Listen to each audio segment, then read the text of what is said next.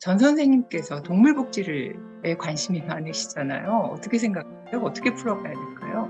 이 인간-동물 관계라고, 그러니까 동물이라고 했을 때 왜 이렇게 어떤 동물은 이런 취급을 받고 어떤 동물은 이렇게 살고 있는가라고 하는 거에 어마어마한 근본적인 모순이 있죠. 모순이 존재하긴 하는데, 근데 그 근본적인 모순을 어떻게 해결할 것인가는 굉장히 어려운 문제라고 하는 거 일단 동의를 하고요. 한편으로는 우리가 인간과 동물 관계를 그래서 거기서 볼 수 있는 거죠. 인류학적인 시선에서 볼 수 있는 거는, 그래서 보니까 여기서 이제 드러나는 게 인간 사회의 구조가 아닌가. 그냥 인간 동물만 봤을 때 우리가 비과시화되는 것은 사실상 인간 사회의 문제 자체를 여기서 가리키고 있는 것 같아요. 그래서 사실 우영우에서 얘기가 되는 그 남방 큰돌고래 판결도 사실은 제가 보기엔 판사는 법리적인 판단을 한 것인데, 그 뒤에 도대체 누가 있는가, 어떤 주체들이 있는가, 그리고 이것이 이제 판결은 그렇게 됐고 자유를 찾았지만 그 다음에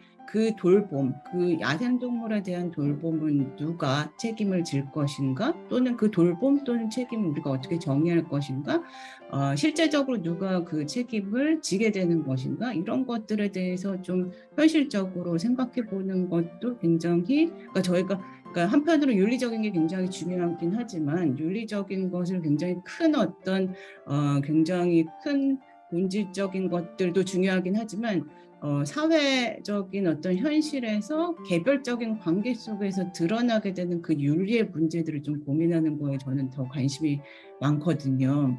이게 지금 현재 국가적으로 뭔가를 해주는 건 거의 없다고 보셔야 되는 거고요. 네.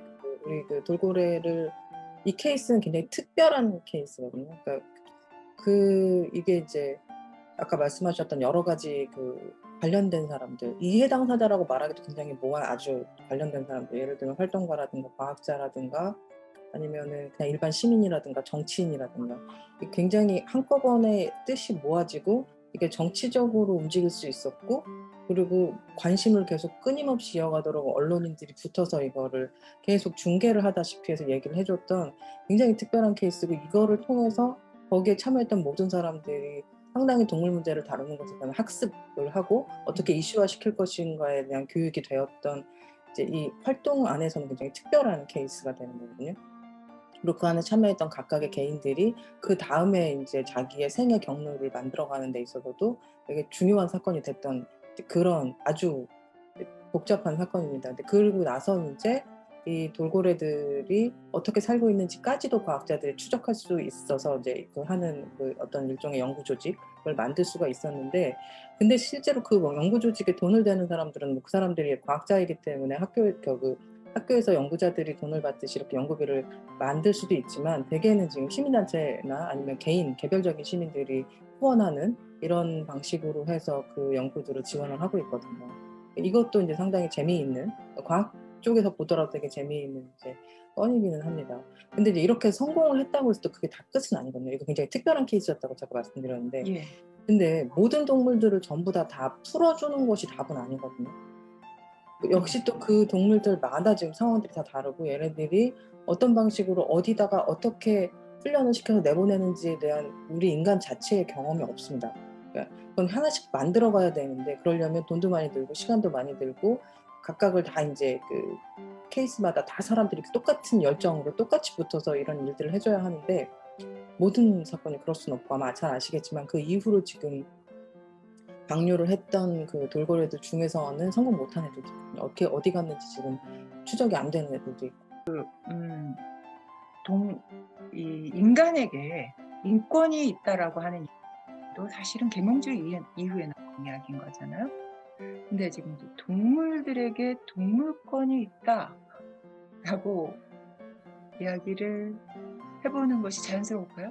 인권이 무엇인지에 대해서 고민을 하다 보면 자연스럽게 동물들에게 도덕적 지위를 부여할 수밖에 없는 것 같아요. 예. 예를 들어서 우리는 이제 인간이 동물하고 다르고, 그런 어떤 다름이 차별을 정당화할 수 있다라고 생각을 하는데요. 예를 들어서 이성 능력과 관련해 가지고 우리가 동물들이 갖지 못한 그런 능력이 있다라고 이야기를 한다면은, 인간 중에서도 이성 능력을 갖추지 못한 그런 사람들이 있거든요. 예를 들어서 심각한 정신지체 장애인이라든지 아니면은 뭐 저기 그 식물인간이라든지 아기라든지 이런 분들 같은 경우는 이성 능력이 없음에도 불구하고 우리가 그분들을 차별할 수 있다라고 생각을 하지 않잖아요. 그러니까 이성 능력을 기준으로 해서 우리가 차별을 할 수 없다라고 한다면은 동물들 또한 이성 능력이 없다라고 해가지고 차별할 수 없다라는 거죠. 반면에 공리주의적인 측면에서 봤을 때 공리주의는 쾌락과 고통을 느낄 수 있는 존재이냐 아니냐가 되게 중요하거든요. 그런데 인간도 당연히 쾌락과 고통을 느끼지만 동물들 또한 쾌락과 고통을 느낀다라는 거죠. 그리고 그만큼 얘네들도 당연히 권리가 어느 정도까지는 있어야 된다라고 이야기를 하는 겁니다.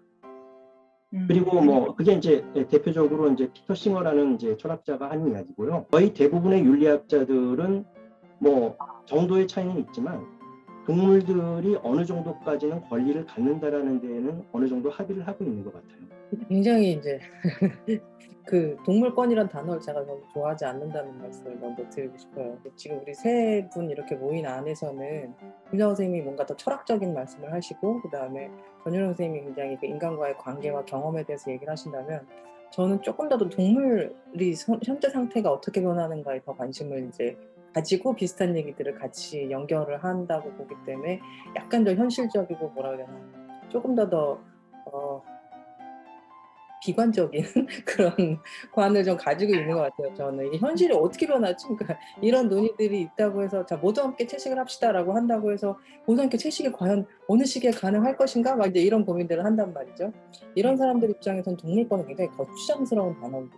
아시죠? 왜냐하면 그러니까 인권이라는 게 굉장히 의식이 이제 같이 자라면서 그러니까 그 인권이라는 건 되게 절대적인 어떤 근대 이후에 있어서의 가치가 된 거죠. 그러니까 이거는 아까 말씀하셨듯이 부여한다고 했고 그 부여된 거는 모든 사람들한테 거의 공통적으로 다 부자건 뭐 가난하건 어떤 그 지적 능력 이런 거에 상관없이 인간이라면 부여된 겁니다. 근데 동물권이라고 하니까 마치 인권처럼 이렇게 인식이 되는 거예요. 그래서 마치 동물들이 동물권이라고 우리가 얘기를 하면 그렇게 인간한테 해주는 것처럼 해줄 것 같은 어떤 그 환상 이런 거 이제 갖게 되는 거죠. 근데 실제로 동물에게 권리가 부여된다 하더라도 아까 김상훈 선생님께서 말씀하신 이유들로 인해서 권리가 부여된다 하더라도 어느 부분이 있다고 말씀하셨잖아요. 그러니까 인권하고 비슷한 수준으로 줄 수는 없습니다. 그러니까 이건 시대가 전 한 2000년쯤 변해도 불가능할 거라고 생각하거든요. 근데 그게 권리라는 이름이 붙음과 동시에 그 되게 대등하게 갈 것 같은 어떤 우리한테 착각을 일으키는 거라서 그러니까 동물권이라는 개념 자체를 싫어하는 게 아니라 현실에서 되게 어려움을 주기 때문에 이제 그렇다는 거고요. 정말로 동물이 고통을 받지 않을, 그러니까 최소한의 삶을 유지를 하고 그 다음에 고통을 받지 않을 그 정도 수준의 권리까지만 주는 것도 지금은 너무나 어려운 이런 상황에서 우리가 동물권이라고 굉장히 크게 얘기를 해버리니까 더 현실적으로는 좀 이걸 현실화시키는데 어렵다는 생각이 이제 들고요. 근데 동물권은 굉장히 쉽습니다. 인권이라는 단어가 되게 나왔고 그 동물권이라는 단어가 같이 비슷하게 쓰일 수 있게 나옴으로 인해서 이런 동물들에 대한 인간들의 되게 복잡 다단한 태도들을 우리가 부를 수 있는 단어가 동물권이라는 걸로 지금 현대의 한 10년 사이에 지금 되게 이렇게 대표가 된 거지 그 의미가 우리가 생각하는 김성원 선생님께서 아까 말씀하셨던 그런 정도의 권리조차도 안 되는 거죠. 근데 그걸 우리가 다 뭉뚱그려서 동물권이라고 부르고 있다는 이런 좀 생각이 들어서 그 단어를 그렇게 선호하지는 않는다.